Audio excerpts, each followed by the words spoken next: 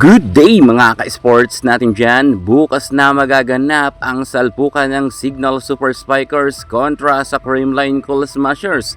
Kapwa na nga sila meron tig-isang panalo pagkatapos kasing mapatiklop ng Creamline ang PLDT at ang Signal naman ay pinatiklop nila sa loob ng 4th set ang Farm Fresh Foxes.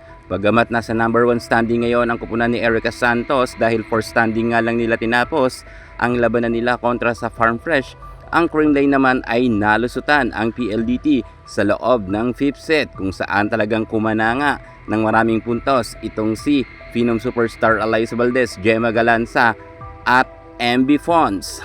Tatlong players nga nagkaroon ng double digits nang nakalaban nila ang PLDT. Gayunpaman marami rin na puntos si Bea De Leon at itong si Pangs Panaga. Gayon rin si Tots Carlos ay talagang nakatulong nga rin sila.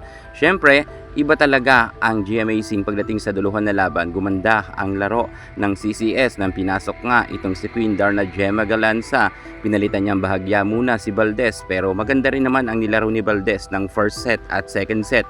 Pero mas talagang nagtagumpay ang CCS kontra sa PLDT noong 4th set at 5th set. Kitang-kita talaga natin na ang CCS ay hindi nga nagpadaig. At ngayon maghaharap ang CCS at Signal at kung sino sa kanila ang magwawagi, aabanti na kaagaran para sa finals game. Sino kaya magtatagumpay, ang CCS or ang Signal? Alamin ang buong detalye pero bago lahat subscribe ka muna, click ang ating notification bell para lagi kang updated sa lahat ng issue sa volleyball. Susunod na.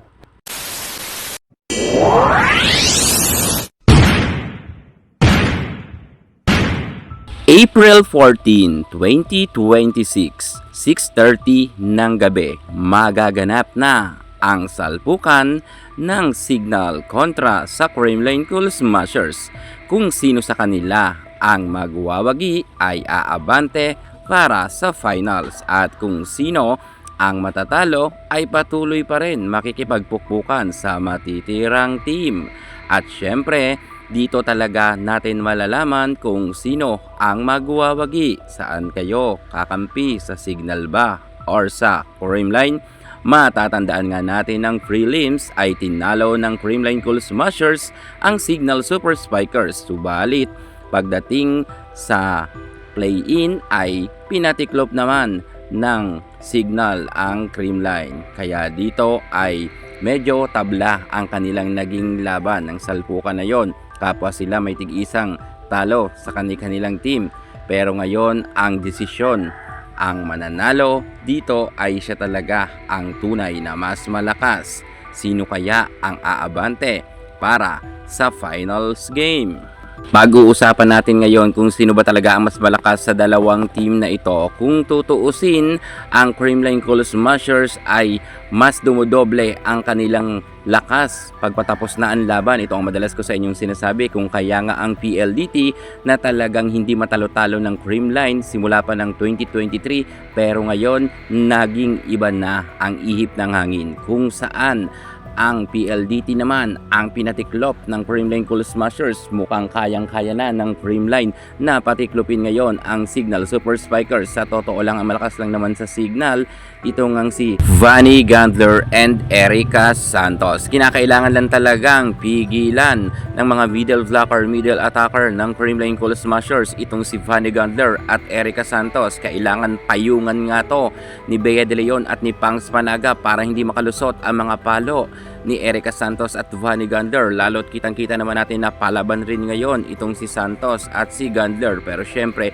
alam naman natin na hindi magpapadaig dito ang ating nag-iisang Phenom Superstar Alyssa Valdez, MB Fons, Queen Darna Gemma Galanza. Dagdagan nyo pa yan na meron pang Tots Carlos na medyo umukay-okay na rin ang kanyang laro at meron pa tayong mga nasa bench na kagaya nga ni Rodriguez at ni Michelle Gumabaw. Napakaraming mga weapon ng CCS na hindi nga medyo nakakapasok sa loob ng court.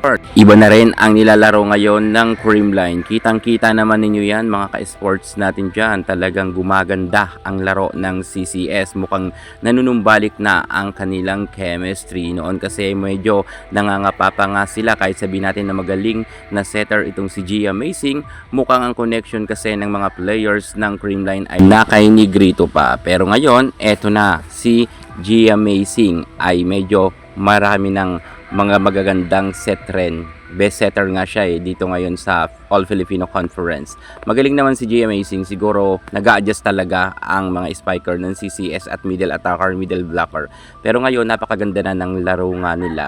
Kaya bukas asahan na natin ang matinding salpukan ng Creamline at ng Signal. So yan na nga mga ka-sports natin dyan na bukas na nga ang salpukan nila at ang mananalo dyan na ulitin ko ay pasok nga sa finals. Ang tanong, magkaroon kaya ng pagkakataon ang CCS na mapatiklop ang Signal muli or ang Signal lang papataubin nila ang CCS? At eto pa nga ang ating pakakaabangan, makasuwag kaya itong si Vanny Gander at si Erica Santos sa Creamline Cool Smashers or ang Creamline ang talagang papatamimiin ang kanilang mga makakalaban? So, kampihan na kayo dyan kung para sa inyo sino ang mas magaling at sino ang pasok sa finals. Comment na kayo dyan sa baba. Pero para sa akin, syempre, wala nang iba ang papasok dito. Ang Creamline Cool Smashers ang aabante para sa finals. Ito naman ay aking prediction lamang at opinion. Pero mangyayari talaga yan. PLDT nga pinataob nila.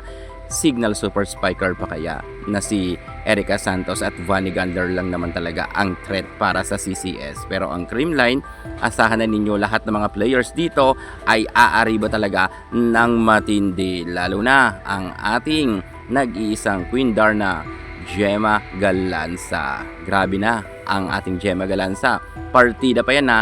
Galing yan sa injury at hindi pa 100% okay, pero kitang-kita naman ninyo ang galawan sa loob ng court ng ating Queen Gemma Galanza. Napakaganda. Nag-iba ang laro ng Creamline nang narena ang ating Queen Gemma Galanza. Kaya sinisigurado natin ang magtatagumpay dito ay walang iba kundi ang Creamline Cool Smashers. Papatiklopin nila ng mabilisan ang Signal. Yan nga ay aking prediction. Kaya ang magwawagi walang iba kundi ang CCS muli. At tama dyan ang ating prediction. Tatalunin nila ang Signal sa loob lamang ng 4th set. Thank you so much. God bless.